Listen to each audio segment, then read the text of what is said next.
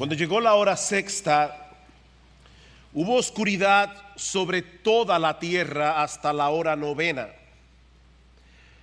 Y a la hora novena, Jesús exclamó con fuerte voz: Eloi, Eloi, lema sabactani, que traducido significa: Dios mío, ¿por qué me has desamparado?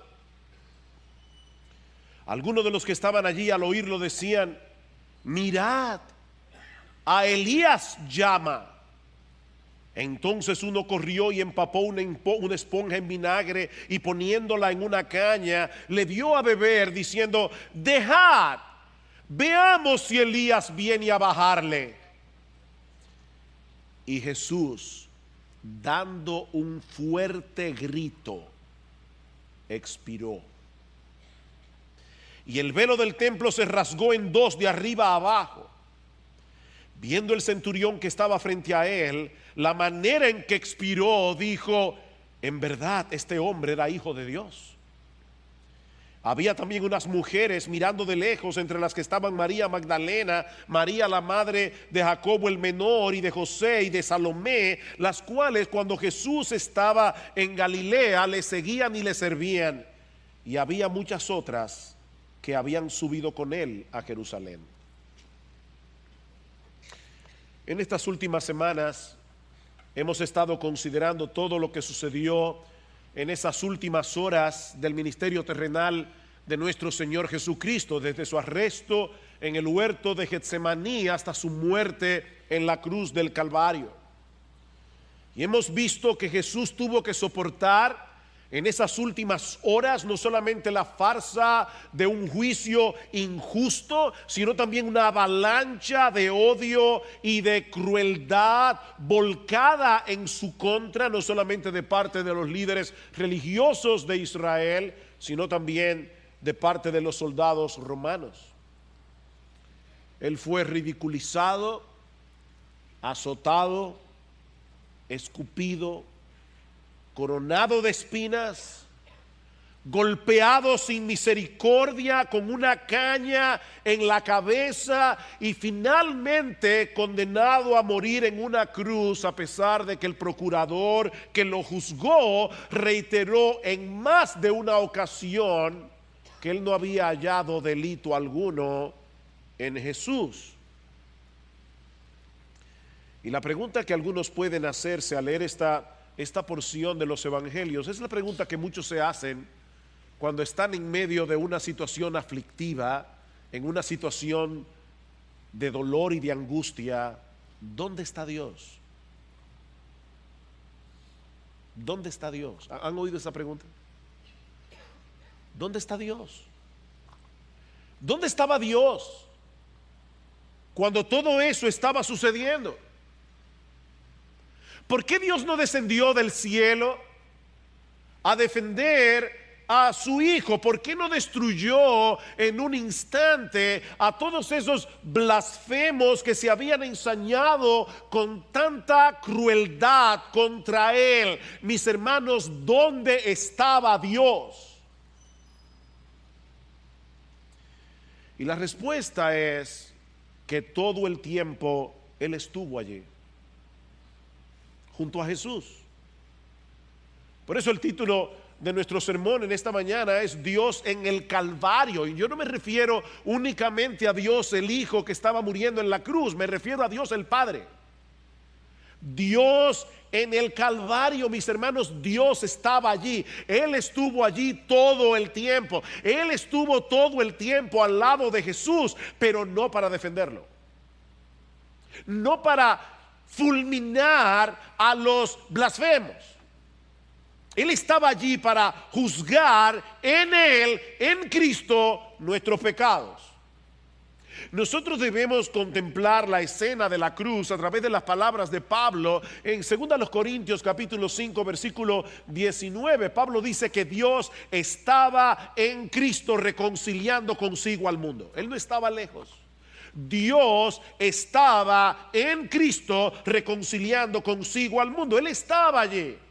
obrando activamente nuestra reconciliación a través de la muerte de su Hijo. Eso es lo que vemos en el pasaje de Marcos que vamos a estudiar en la mañana de hoy y que vamos a considerar bajo 6 encabezados.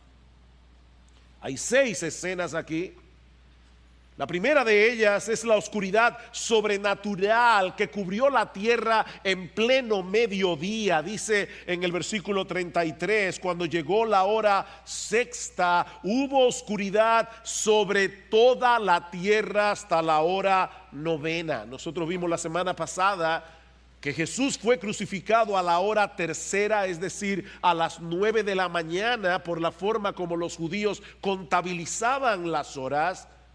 De manera que fue alrededor de las 12 del mediodía, cuando el sol está en su punto máximo de elevación, que vino esta oscuridad sobre toda la tierra. Y esa es una expresión que puede significar todo el planeta o de una manera particular la tierra de Israel. Personalmente yo tiendo a pensar que la segunda opción es la más probable. Toda la tierra de Israel se cubrió de tinieblas. Esta fue una oscuridad sobrenatural, una oscuridad causada por Dios mismo. No fue un eclipse solar. En primer lugar, porque era el día de la Pascua, y en la Pascua siempre había luna llena. Y si ustedes van a cualquier enciclopedia o van a vayan a Google, y van a saber que nunca hay un eclipse solar en luna llena, siempre es en luna nueva. Pero por otro lado, ningún eclipse solar dura 3 horas. Esta fue una oscuridad sobrenatural, esta fue una oscuridad causada por Dios para mostrarnos a través de un fenómeno visible lo que estaba sucediendo a nivel espiritual en ese momento en que nuestro Señor Jesucristo estaba dando su vida en la cruz. Por eso decía alguien, Douglas Webster, en el nacimiento del Hijo de Dios hubo gran claridad a medianoche. ¿Recuerdan cuando los ángeles aparecieron a medianoche? Dice, hubo gran claridad a medianoche. En la muerte del Hijo hubo oscuridad al mediodía. ¿Qué es lo que Dios quería mostrar a través de esas tinieblas? Bueno, en las Escrituras muchas veces se asocia la oscuridad con el juicio de Dios contra el pecado. La oscuridad se asocia con el pecado y con la ira de Dios en contra del pecado. Es por eso que el Señor en Mateo capítulo 8 versículo 12, hablando de aquellos que serán arrojados en el infierno, dice Jesús, serán echados en las tinieblas de afuera. Dios es luz. Donde Dios no está, hay tinieblas. Y hay muchos textos en la Biblia donde nosotros vemos esa asociación, vemos esa conexión entre la oscuridad y el justo juicio de Dios en contra del pecado. Por ejemplo, hablando de la llegada del día del Señor, un día de juicio y de castigo para el mundo incrédulo. Dice en Amós capítulo 5 versículo 18, ay de los que ansían el día del Señor. ¿De qué os servirá el día del Señor? ¿No será de tinieblas el día del Señor, y no de luz, oscuridad y no de resplandor?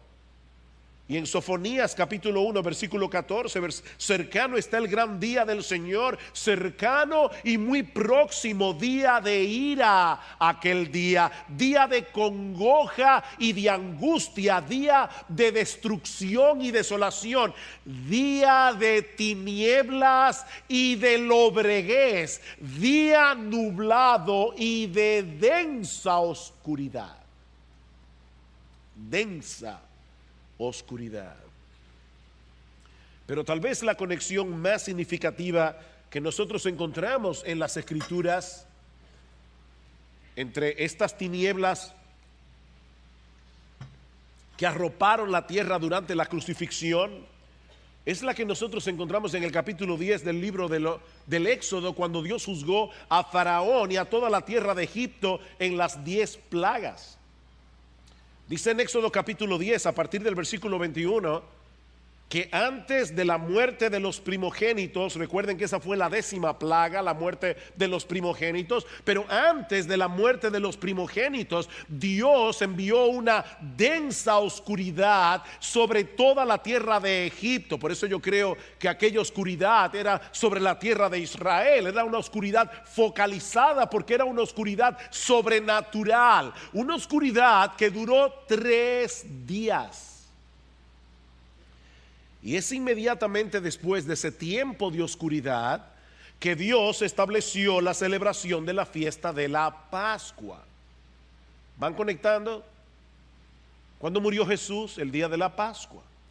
Fue precisamente después de ese tiempo de oscuridad que Dios estableció la fiesta de la Pascua, en la que los judíos debían sacrificar un cordero. Y el texto en Éxodo capítulo 12 versículo 6 es muy explícito. Dice: debe ser sacrificado el cordero entre las 2 tardes, es decir, alrededor de las 3. Ese cordero pascual era el sustituto a través del cual era preservada la vida de los primogénitos que habrían de morir esa noche. El ángel de condenación iba a salir por toda la tierra de Egipto, pero aquellos que pintaran el dintel de sus puertas con la sangre del cordero sustituto, el cordero iba a pasar de largo, por eso se llama Pascua, que significa pasar de largo. Recuerden, el inglés Passover es pasar de largo. El ángel de la muerte iba a pasar de largo sobre esas personas, sobre esas familias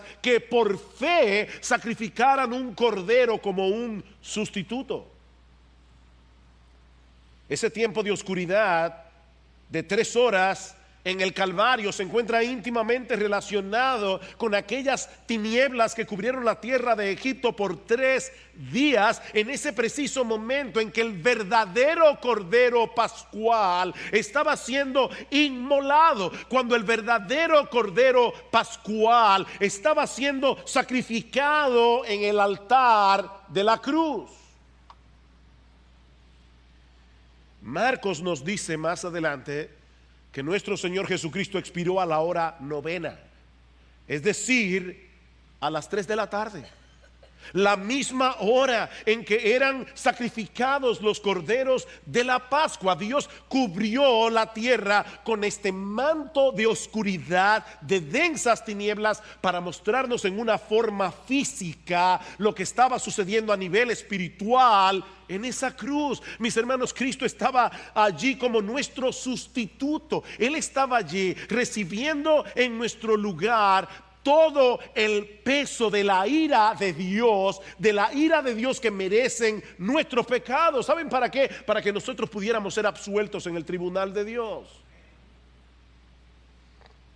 Es por eso que Juan el Bautista, cuando ve al Señor en Juan capítulo 1 versículo 29, ¿cómo lo presenta? He aquí el Cordero de Dios. He aquí el Cordero de Dios que quita el pecado del mundo. Cristo fue a la cruz a ser sacrificado como un cordero. Cristo, nuestra Pascua, fue sacrificado por nosotros, dice Pablo en 1 Corintios capítulo 5. Y en 2 Corintios capítulo 5 versículo 21 dice que aquel que no conoció pecado, por nosotros él fue hecho pecado. Y Pedro nos dice en su primera carta que él mismo llevó nuestros pecados en su cuerpo sobre la cruz. Él mismo llevó nuestros pecados sobre su cuerpo en la cruz. Mis hermanos, esa es la esencia del evangelio, como dice Pablo en 1 Corintios 15:3, que Cristo murió por nuestros pecados conforme a las Escrituras. Hablaba este viernes con un grupo de jóvenes y les decía: ¿cómo ustedes predican el evangelio? ¿Cómo pueden compartir el evangelio el año que viene cuando vayan a la universidad y se encuentren con personas incrédulas? ¿Va a ser a través de argumentos científicos? ¿Va a ser a través de argumentos filosóficos? Déjenme decirles algo, mis hermanos: nadie se va a convertir por escuchar argumentos científicos. Nadie se va a convertir por escuchar argumentos filosóficos. Es el evangelio lo que es poder de Dios para salvación. Pero ¿en qué consiste el Evangelio? El Evangelio es un anuncio de lo que Dios hizo en la historia a través de la muerte de su Hijo, ese viernes de Pascua, para que nosotros pudiéramos ser absueltos en su tribunal. Eso es el Evangelio.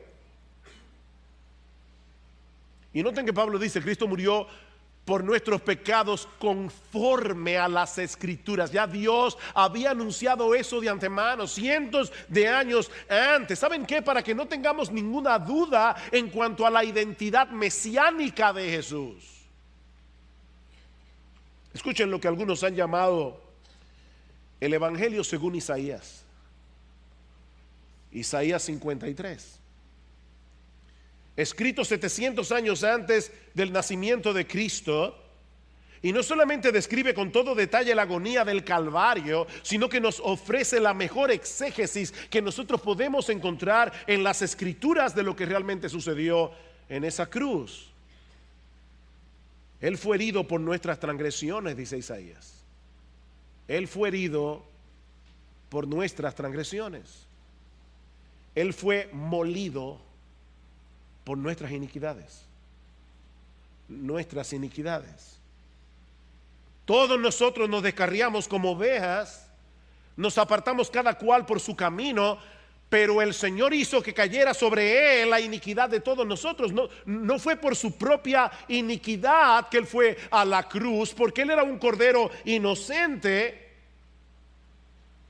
Pero aún así, dice Isaías en el versículo 10, que el Señor quiso quebrantarle, sometiéndole a padecimiento. Por su conocimiento, el justo, mi siervo, justificará a muchos y cargará las iniquidades de ellos. ¿Saben que hay algo interesante en el texto de Juan que yo cité hace un momento, cuando Juan el Bautista dice aquí el Cordero de Dios que quita el pecado del mundo? El texto griego es tan preciso que hay dos palabras para quitar. Yo puedo tomar esta hoja y quitarla de encima del púlpito y ponerla aquí. Eso es quitar. Pero yo también puedo tomar esta hoja, quitarla del púlpito y cargarla conmigo. Y esa es la palabra que se usa en Juan capítulo 1 versículo 29. Jesús es el Cordero de Dios que quita cargando sobre sí el pecado de todos nosotros. Eso es exactamente lo que Isaías está diciendo aquí. Para poder justificar a muchos, Él tuvo que cargar con las iniquidades de ellos. O como dice al final del capítulo 53, llevando Él el pecado de muchos. Eso fue lo que sucedió ese viernes en la tarde, cuando la tierra se cubrió de oscuridad. El Cordero de Dios estaba siendo inmolado en el altar de la cruz. El Cordero de Dios estaba sufriendo en esas 3 horas el infierno eterno de todos aquellos que Él habría de salvar a través de toda la historia. ¿Tú oíste eso, mi hermano? El infierno que te tocaba a ti, Jesús lo sufrió en esas 3 horas. Toda la eternidad de tus sufrimientos condensadas en esas 3 horas. Y no solo la tuya, la de millones y millones de pecadores que Él vino a salvar. Y algunos pueden estarse preguntando, ¿y cómo es posible que Jesús haya podido sufrir en 3 horas un castigo que debía ser eterno? ¿Cómo se puede sufrir en 3 horas un castigo que es eterno? Escuchen la respuesta de John MacArthur. Él podía recibir una cantidad infinita y eterna de ira porque Él es una persona infinita y eterna. Su capacidad para todo es eterna y es ilimitada. Si en esas 3 horas, mi amado hermano, Cristo sufrió millones de infiernos. De manera que Dios no estaba ausente en el Calvario. Él estaba allí como el juez del universo, juzgando y castigando nuestros pecados en la cruz. y dando al mismo tiempo una muestra de amor incomprensible hacia todos aquellos que Él había elegido para salvación desde antes de la fundación del mundo. Hermano, yo no sé tú, pero la doctrina de la elección que tanta controversia trae es una de las doctrinas más hermosas de la Biblia. Es una de las doctrinas más hermosas de la Biblia. Mi hermano, Cristo no murió en la cruz para hacer posible que tal vez algún ser humano pueda ser salvo. No. Cristo murió en la cruz para que un grupo de personas específicas, escogidas con nombre y apellido, pudieran ser salvos. Y fueron los pecados de esas personas con nombre y apellido por los cuales Cristo murió en la cruz. Cristo amó a su iglesia de tal manera que dio su vida por ella. Cristo dio su vida por su iglesia. Como dice John Stott, el amor divino triunfó sobre la ira divina mediante el propio sacrificio divino. ¿Oyeron eso? El amor divino triunfó sobre la ira divina mediante el propio sacrificio divino. La cruz fue simultáneamente un acto de castigo y de amnistía, de severidad y de gracia, de justicia y de misericordia al mismo tiempo. Nuestro Señor y Salvador tuvo que beberse esa copa de ira santa y justa sin una gota de misericordia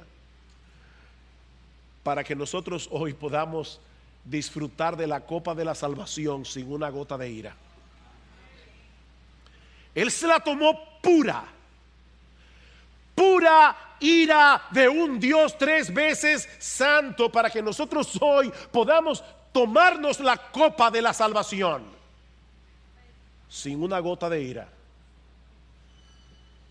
Él tuvo que sufrir el desamparo del Padre para que nosotros pudiéramos disfrutar en el día de hoy de la bendición de ser recibidos. Él fue desamparado para que nosotros pudiéramos ser adoptados. Y eso nos lleva a nuestro segundo encabezado, el terrible abandono en la cruz, versículo 34. Y a la hora novena, Jesús exclamó con fuerte voz: Eloi, Eloi, lema sabactani, que traducido significa Dios mío, ¿por qué me has abandonado?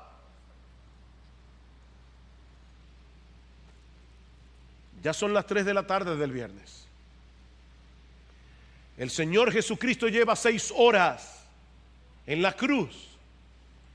Y en las últimas 3 ha venido experimentando todo el peso de la ira de Dios por nuestros pecados simbolizados en esa oscuridad.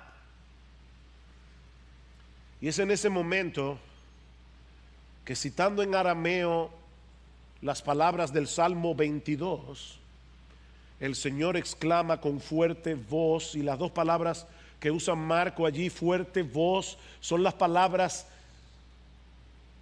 de la que se deriva nuestra palabra megáfono en español.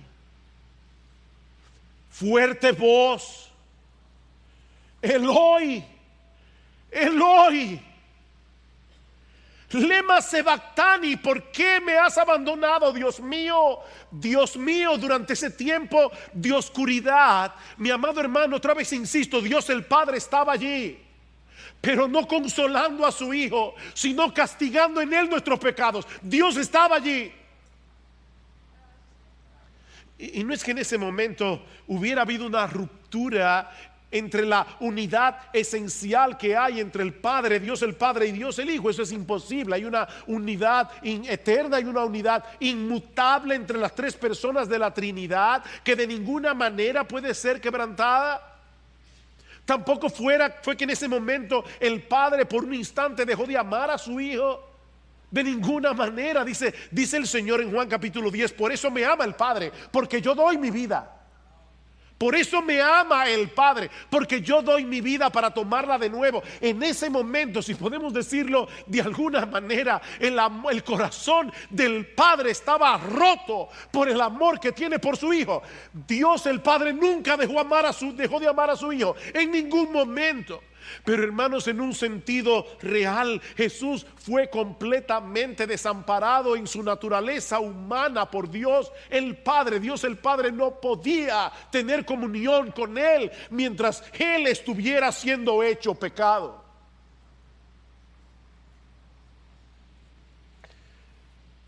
Otra vez cito a John Stott. Se trataba de Dios en nuestra naturaleza, abandonado por Dios. Dios en nuestra naturaleza, abandonado por Dios. Mis hermanos, la santidad de Dios no le permite tener comunión con el pecado. Y en ese momento, colgado en esa cruz, Jesús estaba siendo hecho pecado por causa nuestra. Al que no conoció pecado por nosotros, Dios a Él lo hizo pecado. Ese fue el alto costo que Dios estuvo dispuesto a pagar por nuestra salvación. Mis hermanos, solo Dios pudo absorber el peso de su propia ira. Solo Dios podía hacer eso, y Él estuvo dispuesto a pagar ese precio en la persona de su Hijo amado. ¿Sabes para qué? Para salvarte a ti.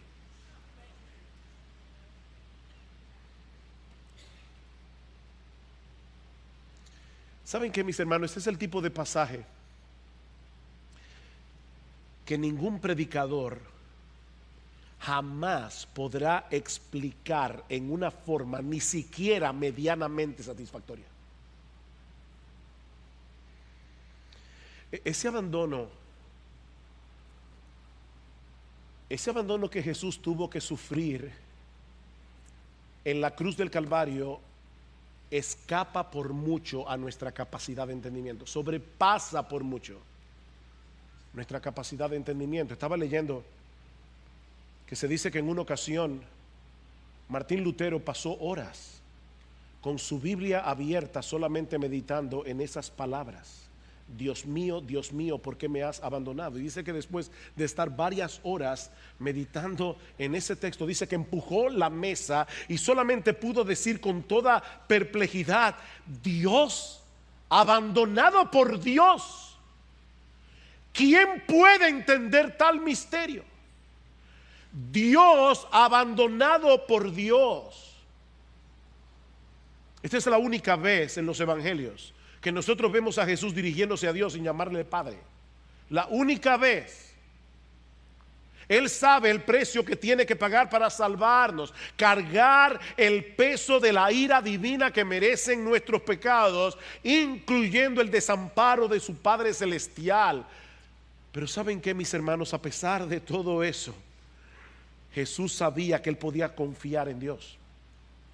Jesús sabía que Él podía seguir confiando en Dios como su Dios. Noten las palabras: Dios mío, Dios mío. Aunque suene paradójico, este es un grito de angustia y de confianza al mismo tiempo.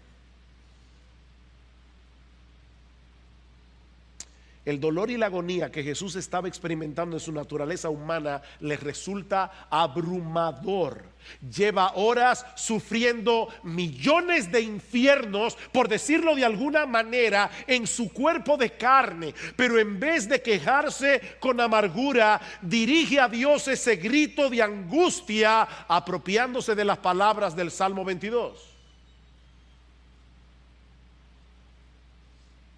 Jesús conoce el contenido de ese salmo, que comienza precisamente con esas palabras: Dios mío, ¿por qué me has abandonado? Jesús sabe que en ese salmo, después de describir los horrores de la crucifixión, el salmo concluye con una nota de victoria, no de derrota.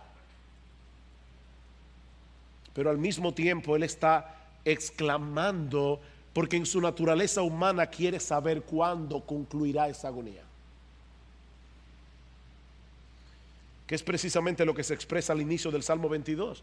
Dios mío, ¿por qué me has abandonado? ¿Por qué estás tan lejos de mi salvación y de las palabras de mi clamor? Dios mío, clamo de día y no respondes, y de noche y no hay para mí reposo. No era que el Señor desconocía la razón de su abandono, pero Él está citando de memoria literalmente las palabras de este salmo para dar expresión a su angustia y a su petición de que Dios venga a socorrerlo. Dios mío, ven pronto, socórreme.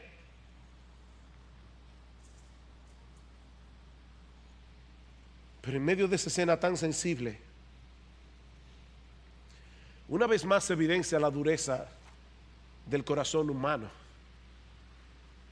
Aprovechando la similitud que existe entre el nombre del profeta Elías y las palabras arameas que Jesús acaba de pronunciar en la cruz, Marcos nos dice en el versículo 35 que algunos de los que estaban allí al oírlo decían: mirad, está llamando a Elías.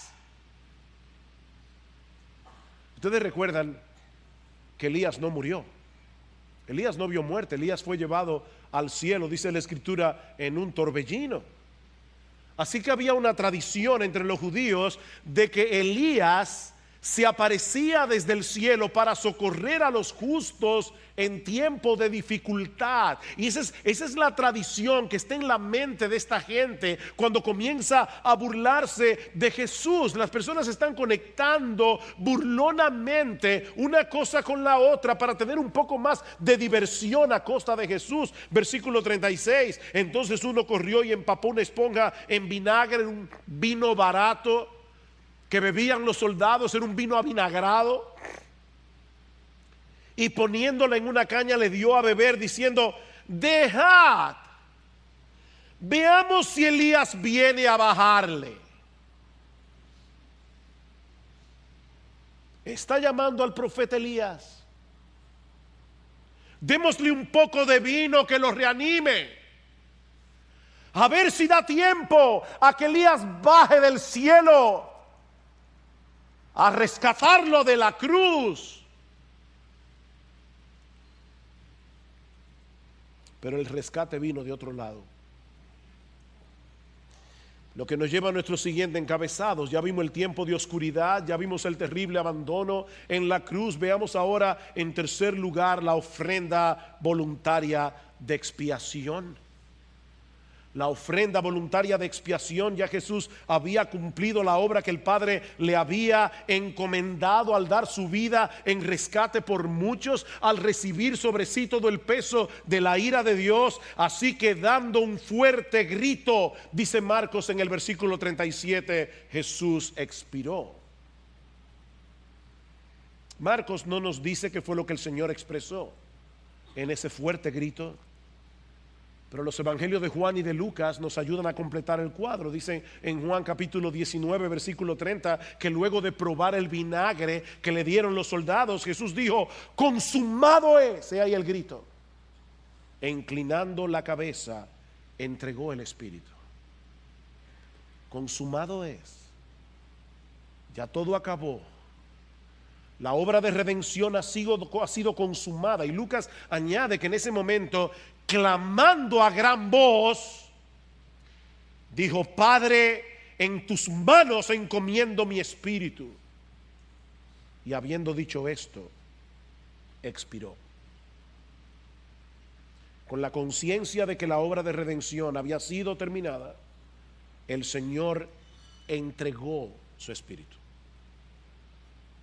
confiándose al cuidado de su Padre celestial. Mis hermanos, Cristo no solamente fue a la cruz voluntariamente, Cristo dio su vida voluntariamente cuando ya todo se había cumplido. A Cristo no le quitaron la vida, Él dio su vida. Juan capítulo 10 del Evangelio de Juan: yo soy el buen pastor. ¿Y qué hace el buen pastor? El buen pastor da su vida por las ovejas.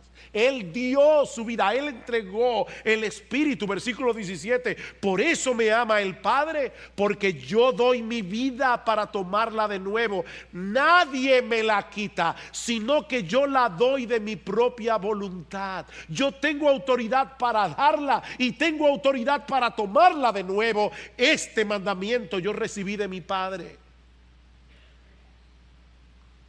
Cristo entregó el Espíritu. Es por eso que los evangelistas insisten en el hecho de que Jesús dijo las cosas que dijo en ese momento a gran voz. A gran voz. Fue a gran voz que el Señor clamó de angustia: Eloi, Eloi, lema sabactani. Fue con un grito, como vemos en el Evangelio de Marcos, que Cristo dijo: consumado es. Y fue clamando a gran voz que dijo al final: Padre, en tus manos encomiendo mi espíritu. ¿Y por qué ese dato es importante? Porque si había algo que toda la gente de aquel tiempo sabía, era que un crucificado apenas podía suspirar, apenas podía susurrar debido a la dificultad respiratoria que viene asociada con la muerte por crucifixión. Pero Jesús clamó con una voz potente para que todos pudieran ver al momento de expirar que todavía tenía vida suficiente como para seguir vivo por varias horas más. Nadie me quita mi vida. Nadie me quita mi vida. Yo tengo autoridad para darla.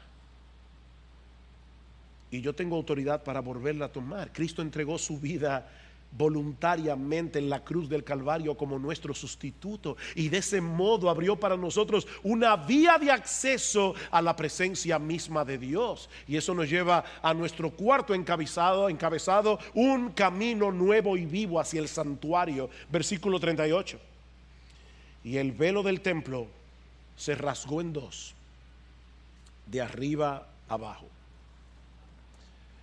El velo del templo se rasgó en dos.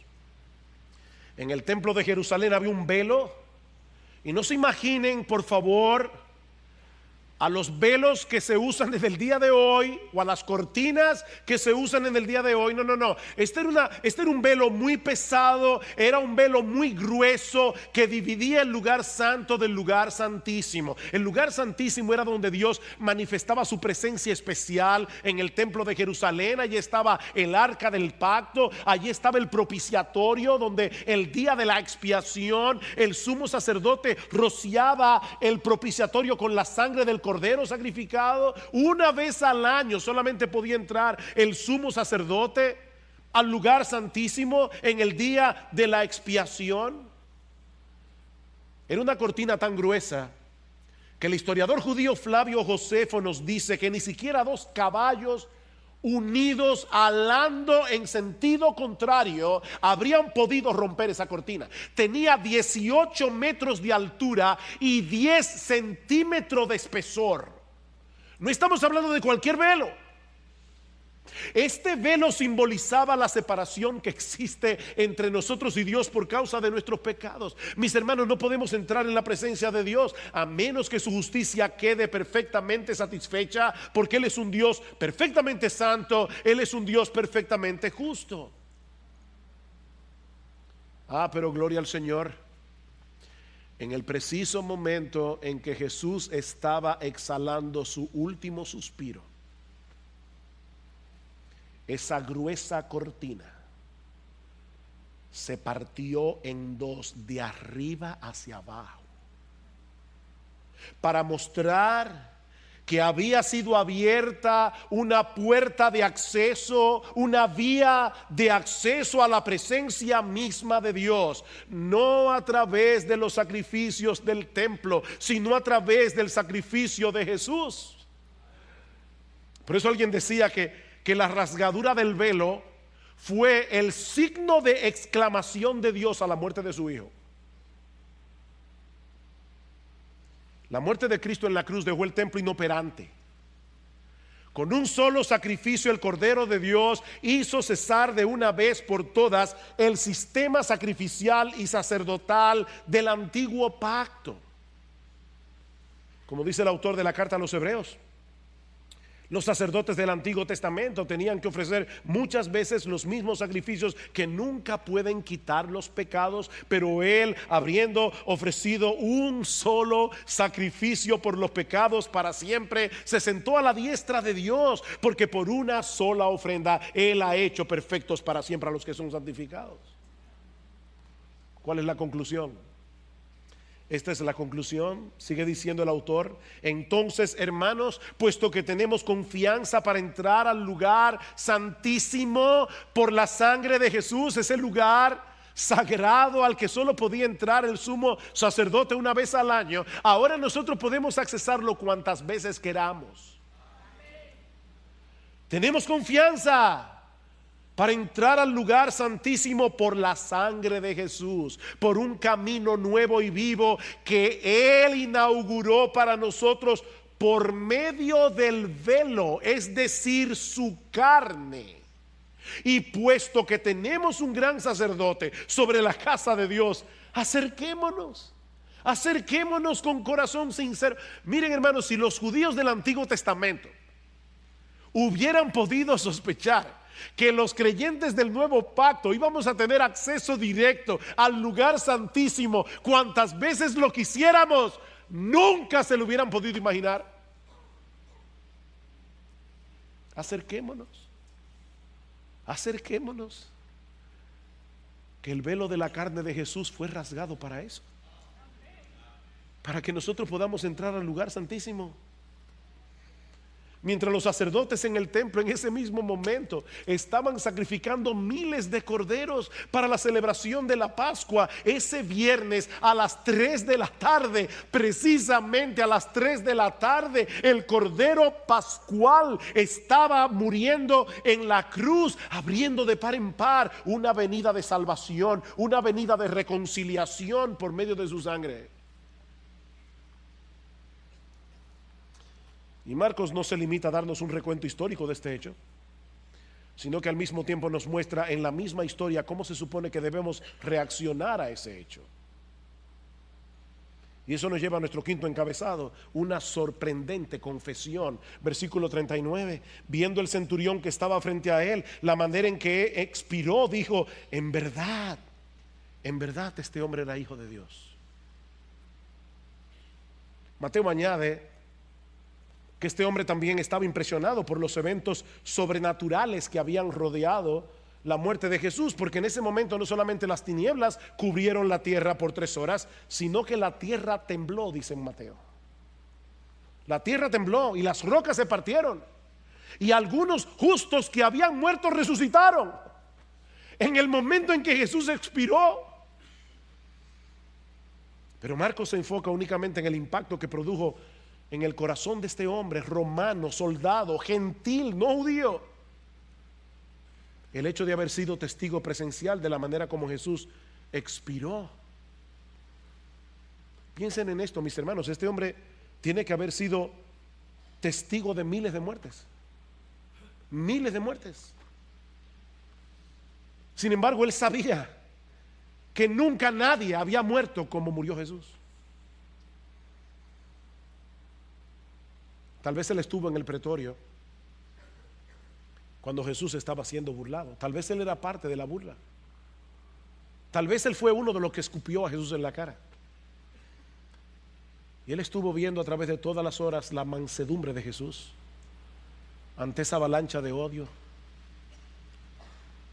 Cómo exclamó en la cruz. Él estaba al pie de la cruz. Cómo le dijo al ladrón que no era un buen ladrón, era un ladrón. No hay buenos ladrones. Cuando ese hombre reconoció su pecado y le dijo: por favor, acuérdate de mí cuando vengas en tu reino.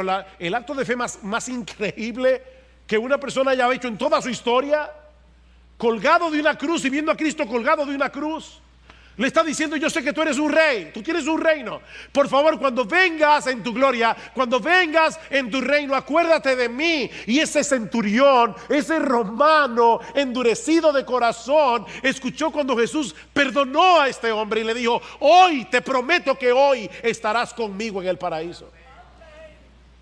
Este centurión vio todo eso y fue lo que lo movió a decir: Dice, al ver cómo expiró, al oír este grito de victoria, consumado es. Padre, en tus manos encomiendo mi espíritu. Dice, al ver cómo expiró,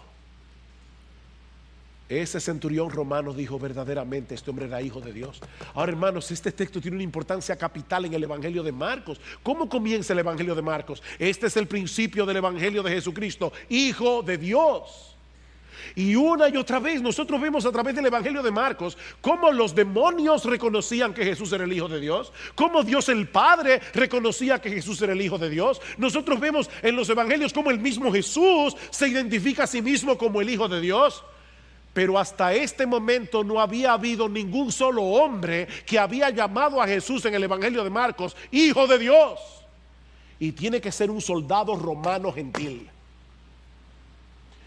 En ese momento ese hombre estaba ilustrando a qué vino Cristo al mundo. ¿Por qué estaba muriendo en esa cruz? Para salvar a pecadores como tú y como yo, para llevarlos, abrirles el entendimiento y hacerles ver que Él era realmente el Hijo de Dios. Y es como si Marcos estuviera diciéndole a los lectores de su evangelio y a todos aquellos que iban a oír a través de la historia a un predicador exponer este pasaje del evangelio, cuando este centurión dijo, verdaderamente este hombre era hijo de Dios. Es como si Marcos estuviera diciendo, ¿y ahora qué de ti? ¿Qué de ti? ¿Vas a reaccionar con indiferencia ante la muerte de Jesús? ¿O vas a reconocer como el centurión que verdaderamente este hombre era el Hijo de Dios, que había dado su vida de manera voluntaria para salvar a pecadores? Pero hay una escena más que veremos mucho más brevemente, las testigos presenciales de la crucifixión. Marcos concluye esta historia de una manera bien extraña. Había también unas mujeres, versículo 40, mirando de lejos, entre las cuales estaban María Magdalena, María la madre de Jacobo el menor y de José y de Salomé. María ya se había ido con el apóstol Juan. ¿Recuerdan cuando el Señor le dice, mujer, he ahí tu hijo, hijo, he ahí tu madre? Las cuales cuando Jesús estaba en Galilea le seguían y le servían, y había muchas otras que habían subido con él a Jerusalén. Hermanos, ¿por qué Marcos incluye este detalle aquí, que no parece tener mucha relevancia, sobre todo en comparación con el resto de la historia? Muy probablemente porque iban a ser esas mismas mujeres las primeras testigos presenciales de su resurrección. Esas mismas mujeres, eso lo vamos a ver al llegar al capítulo 16 del Evangelio de Marcos. Esas mujeres habían estado con Jesús durante todo su ministerio en Galilea, siguiéndole, sirviéndole. Y ahora Marcos nos dice, ¿saben qué? Fue ese grupo de mujeres la que se mantuvo fieles hasta el fin en la muerte de Jesús.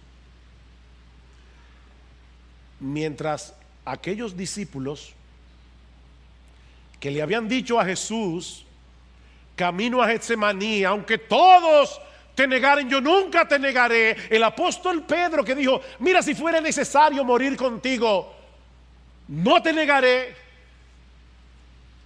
Ninguno de esos hombres estaba allí. Allí estaba un grupo de mujeres. Un grupo de mujeres. Este grupo de mujeres, y hermanas, esto debe hacerlas sentir felices. Este grupo de mujeres ocupa un lugar de honor en el Evangelio. Por esa fidelidad a toda prueba, aún en medio del dolor y de la confusión que muy probablemente estaban experimentando en ese momento al ver a Jesús crucificado. Ellas fueron testigos presenciales de su muerte, fueron testigos presenciales de su enterramiento. Y aunque no lo sabían en ese momento, 3 días más tarde iban a ser testigos presenciales de su resurrección.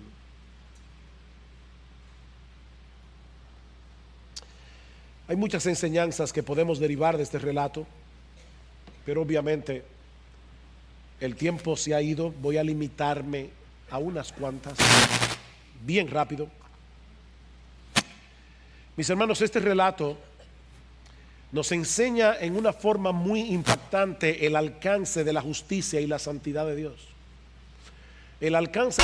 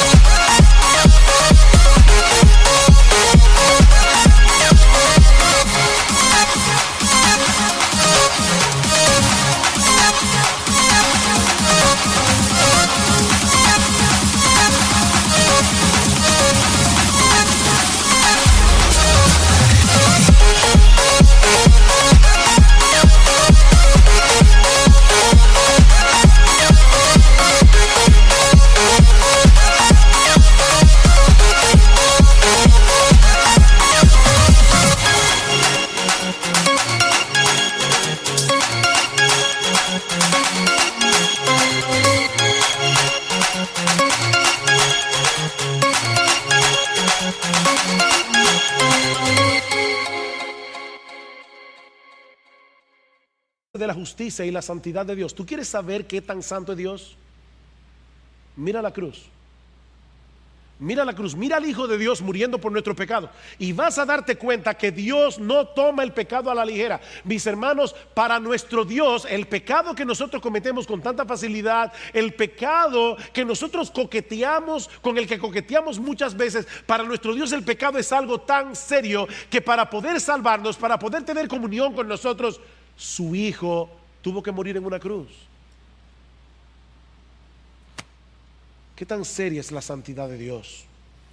¿Qué tanto aborrece Dios el pecado? Mira a Cristo sufriendo la agonía de miles de infiernos en esa cruz. Pero este relato nos enseña también en una forma muy impactante yo no sé qué palabra usar, porque si digo que es increíble, no es increíble, es creíble. Pero este pasaje nos enseña en una forma muy impactante la verdadera naturaleza del amor de Dios. ¿Sabes que nosotros no podemos entender el amor de Dios hasta que no entendemos la ira de Dios? En estos días hubo una controversia en las redes, no me había dado cuenta, alguien me lo hizo saber, porque alguien tomó un pedacito de un sermón que se predicó aquí en esta iglesia, donde decíamos que Dios no solamente odia el pecado, sino que también Dios aborrece al pecador, y algunas personas comenzaron hasta a hacer burlas de esa expresión. ¿Cómo es posible que Dios aborrezca al pecador? No, Dios ama al pecador. Mis hermanos, escúchenme bien, si nosotros no entendemos que la ira de Dios está sobre los impíos todos los días, como dice el Salmo, dice en Juan capítulo 3, versículo 36, después de haber dicho de tal manera amó Dios al mundo, dice que todo aquel que cree en el Hijo tiene la vida. El que no cree, la ira de Dios permanece sobre él. Dios no está irado con el pecado en abstracto, Dios está irado contra aquellos que cometen pecado. Pero eso es lo grandioso, eso es lo increíble, eso es lo extraordinario del amor de Dios. Dios interpuso su amor, el aparato emocional.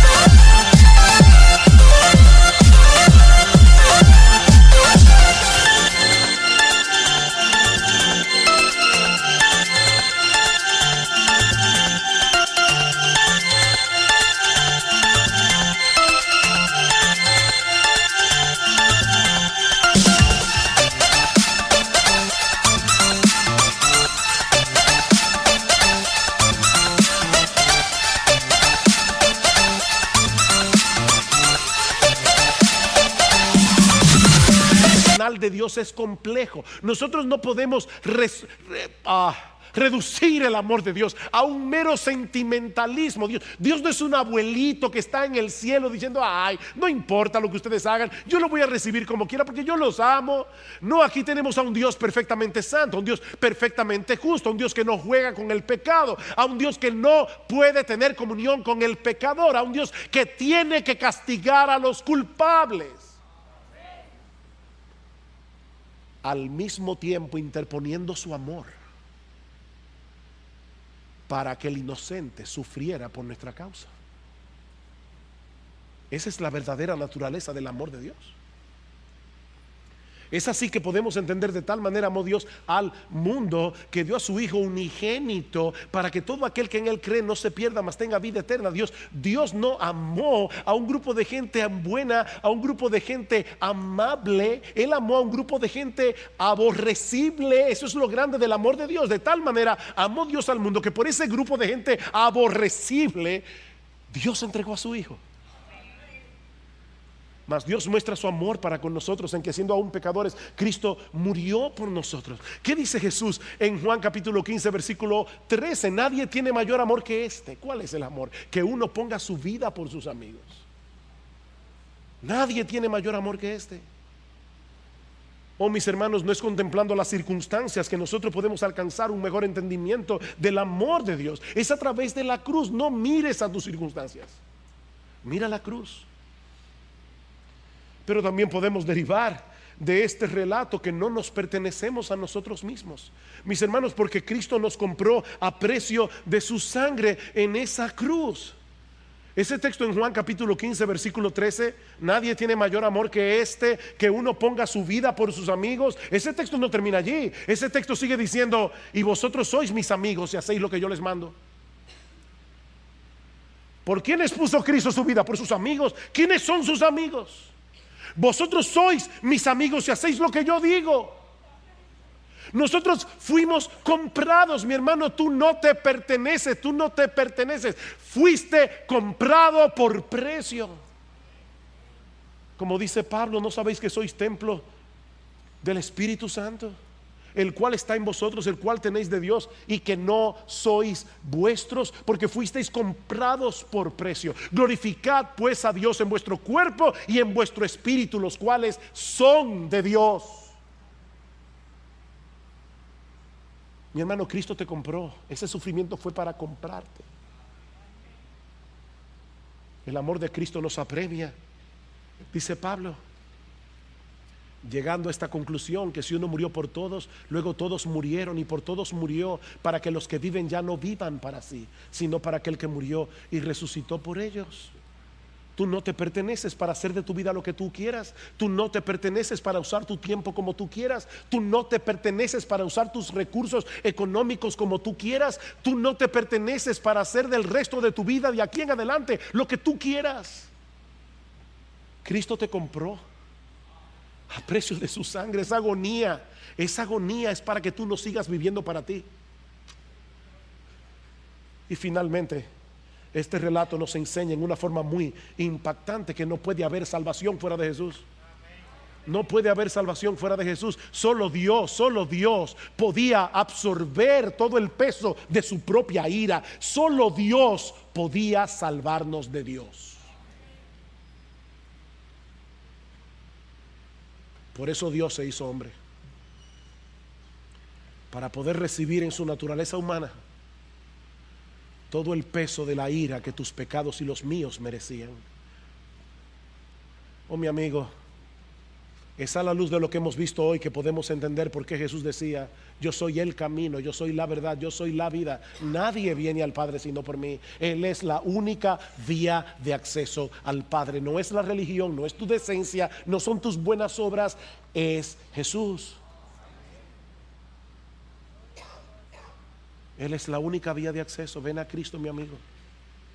Ven a Cristo y ven ahora. Te repito una vez más la pregunta: ¿te vas a ir de aquí siendo indiferente a la cruz? ¿O vas a reconocer como el centurión verdaderamente este hombre era hijo de Dios?